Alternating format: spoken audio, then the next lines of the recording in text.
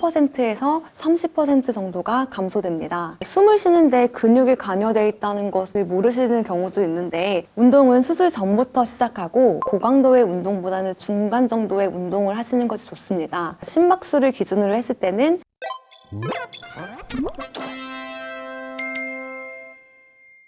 안녕하세요. 폐암학회 유튜브 채널 폐암 무엇이든 물어보세요입니다. 저는 오늘 사회를 맡은 의정부 성모병원 호흡기내과의 김규현입니다. 오늘은 폐암 수술 후 폐기능 회복과 치료 중 관리해야 할 폐 질환에 대해서 이야기해 보도록 하겠습니다. 선생님 자기소개 부탁드립니다. 네, 안녕하세요. 호흡기내과 의사 강혜린입니다. 주로 폐암 환자분들의 진단과 수술 뒤의 호흡곤란 등에 대해서 진료 보고 있습니다. 폐암 치료 시에 주로 암의 크기 변화나 재발에만 집중하는 경향이 있는데 폐기능에 대해 걱정을 하는 환자분들도 많은 것 같습니다. 특히 수술 시에 폐를 절제하는 경우 폐기능은 어떻게 되나요? 수술 후에 숨이 차는 것은 어느 정도는 정상적인 현상입니다. 그 이유는 수술 범위에 따라서 조금 다르겠지만은 평균적으로 수술 후에 폐 기능이 10%에서 30% 정도가 감소됩니다. 폐엽 절제술이라고 폐엽 자체를 절제하는 경우가 있는데, 그 경우에는 20% 정도 폐 기능 감소가 발생하고, 폐를 조금만 잘라내는 구역 절제술 같은 경우에도 최소 10%의 폐 기능 저하가 발생할 수 있습니다. 또한 수술 부위의 통증 때문에 깊게 숨을 들이마시기 어려우신 경우도 있어서 호흡곤란이 생기기도 합니다. 그러면 폐암 수술을 하고 나면 어느 정도 숨이 찬 건 당연하다는 건데요. 회복의 가능성은 전혀 없나요? 아닙니다. 시간이 지나고 나면은 우리 몸이 좀 적응을 하고 회복될 가능성이 충분히 있습니다. 폐를 제거한 후에 새 폐가 자라나진 않습니다. 하지만 남아있는 폐가 더 펴지면서 그 폐를 잘라낸 빈자리를 대체하게 됩니다. 이런 적응의 과정은 6개월에서 1년간 지속되게 되고요. 당연하게도 폐를 잘라내기 전에 완전한 상태로는 돌아가진 않지만은 그래도 어느 정도 폐의 크기와 기능이 개선될 수 있습니다. 폐기능이 떨어진다고 해서 회복이 전혀 불가능한 건 아니네요. 그러면 수술 후 폐기능 회복을 돕기 위한 방법이 좀 있을까요? 호흡 재활과 운동이 큰 도움이 됩니다. 연구에 따르면 환자분이 단순히 회복을 기다리기보다는 적극적으로 운동하고 재활하는 것이 폐기능 회복에 도움이 되고 효과적입니다. 운동은 수술 전부터 시작하고 수술 직후 그리고 6개월 이상 꾸준히 하시는 것이 좋습니다. 수술이 결정되시면은 최대한 빨리 운동을 시작하는 것이 좋고, 수술 전에 운동을 시작하신다고 하면은 적어도 일주일에 2, 3회 30분 이상 운동하시는 것이 권장됩니다. 그럼 운동이 어떤 과정으로 폐기능 회복을 도와주게 되나요? 숨을 쉬는데 근육이 관여되어 있다는 것을 모르시는 경우도 있는데, 숨을 쉬는 근육들이 있습니다. 운동을 함으로 인해서 이 호흡 근육들을 단련시킬 수가 있고요. 또한 전체적인 체력도 향상시킬 수가 있습니다. 수술하고 나서 가래가 제대로 배출되지 않아서 숨이 차고 합병증이 생기는 경우가 있는데요. 이런 신체 활동이나 운동은 가래 배출을 도와줄 수 있습니다. 그러면 구체적으로 어떤 운동이 도움이 될까요? 운동은 크게 세 가지 설명을 드리는데요. 병원에서 쓰는 인스피로미터라는 기구가 있고, 저희가 흔히 알고 있는 유산소 운동과 근력 운동으로 나눠서 말씀을 드립니다. 수술 전에는 숨이 조금 찰 정도로 조금 강도가 있는 운동을 하셔도 좋습니다. 수술 직후에는, 특히 입원 중에는 통증이 있어서 적극적인 운동은 사실 어렵습니다.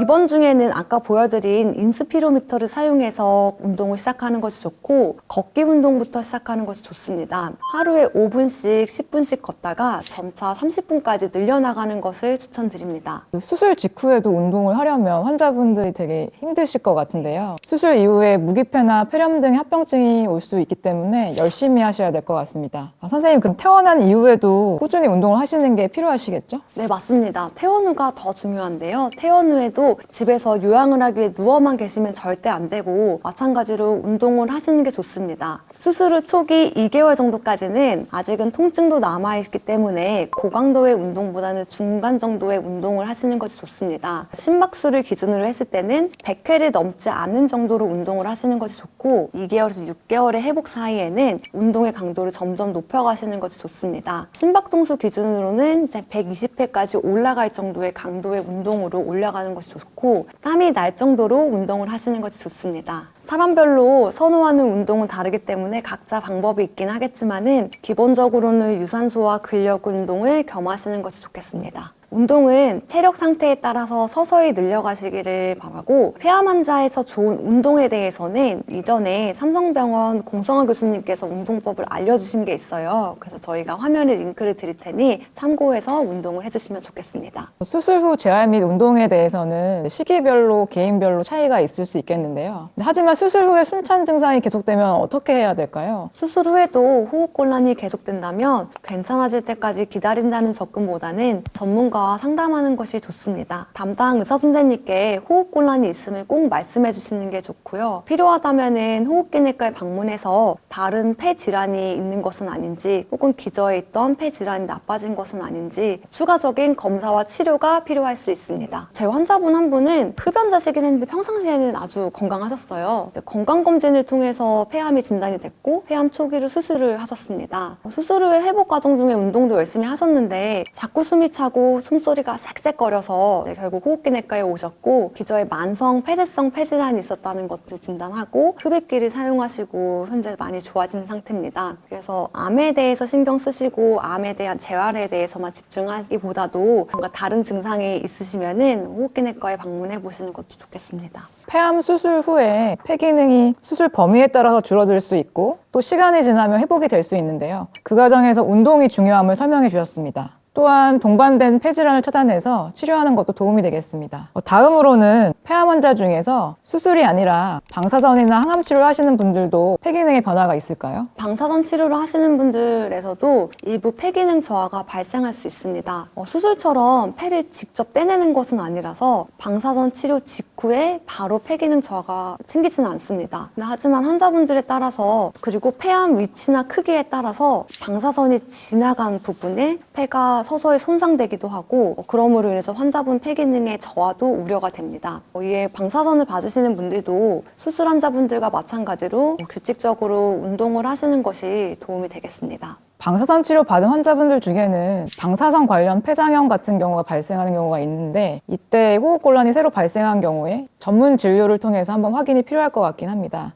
또한 항암 치료를 받으시는 분들도 갑자기 호흡곤란이 생긴다면 폐렴이 생긴 건 아닌지부터 확인이 필요하겠지만, 이외에도 호흡곤란을 호소하시는 경우가 많은데요. 항암 치료 하시는 동안에 기력 저하가 생기면서 숨이 차다고 느끼는 경우가 가장 많습니다. 항암 치료제 자체가 폐 기능을 떨어뜨리지는 않으나 일부 면역 항암제 중에서는 부작용으로 폐장염이 생기는 경우도 있습니다. 환자분들 중에서 폐 혈관이 혈전으로 막히는 경우도 있는데요. 이거를 폐색전증이라고 하고, 보통 환자분들이 느끼시기에는 갑자기 숨이 차고 다리도 같이 붓는 경우가 많습니다. 그 외에도 기저에 갖고 계시던 폐질환이 항암 치료하면서 나빠지는 경우도 있고요. 안타깝게도 폐암 자체가 좀 커지면서 폐하 기관지를 막아서 숨이 차는 경우도 있습니다. 모쪼록 항암하시는 환자분들께서도 체력에 맞는 운동을 하는 것이 사실 기력 회복에는 도움이 됩니다. 이에 이전 운동 영상을 참고하셔서 유연성과 균형력을 유지하기 위해서 운동을 하시는 것을 권유드립니다. 방사선 관련 폐장염에 대해서 궁금해하시는 분들이 있을 수 있을 것 같은데요. 일반 열나는 그런 폐렴이 아니고 방사선을 받으신 분들 중에 방사선을 쏘인 그 폐 자리 그 위치에 이렇게 염증이 생기는 걸 말합니다. 그래서 방사선 치료를 받는 경우에는 방사선 관련 폐장염이 생길 수도 있기 때문에 전문 진료를 통해서 확인이 필요하겠습니다. 그래서 지금까지 폐암 치료를 하면서 폐 기능에 변화가 있을 수 있고 운동이 효과가 있을지 이야기를 해보았습니다. 폐암 치료 과정 중에서 폐 자체의 건강도 신경을 써야겠다는 생각이 드는데요. 폐암 진료를 하면서 관리가 꼭 필요한 폐 질환이 있을까요? 담배를 피우신 분들 같은 경우에는 만성 폐쇄성 폐질환이 있는 경우가 많고, 또한 폐섬유증, 기관지 확장증 등이 있으실 수가 있습니다. 특히 방금 말씀드린 만성 폐쇄성 폐질환의 경우에는 폐암 환자분들 중에서 절반 이상에서 동반된다고 알려져 있습니다. 담배를 피지 않으셨지만 폐암에 걸린 비흡연인 폐암 환자분들의 경우에도 천식이라던가 비결핵 항상균 폐질환, 그리고 기관지 확장증 등의 다른 질환이 유병 가능성이 있기 때문에 폐암 치료 과정 중에서 상기병들도 나빠질 수가 있어서 기침이라던가 가래, 호흡곤란 등의 다른 증상이 있다면 폐암 외에 다른 기저질환이 나빠지는 것은 아닌지 관리하고 체크하는 것이 굉장히 중요합니다. 그 외에도 숨이 많이 차시다고 하면은 폐 기능 검사라던가 가래 검사 등도 추가로 해볼 수 있습니다. 폐암 치료하면서 기타 동반되어 있는 일반적인 호흡기 질환도 같이 관리를 하는 것이 좋겠습니다.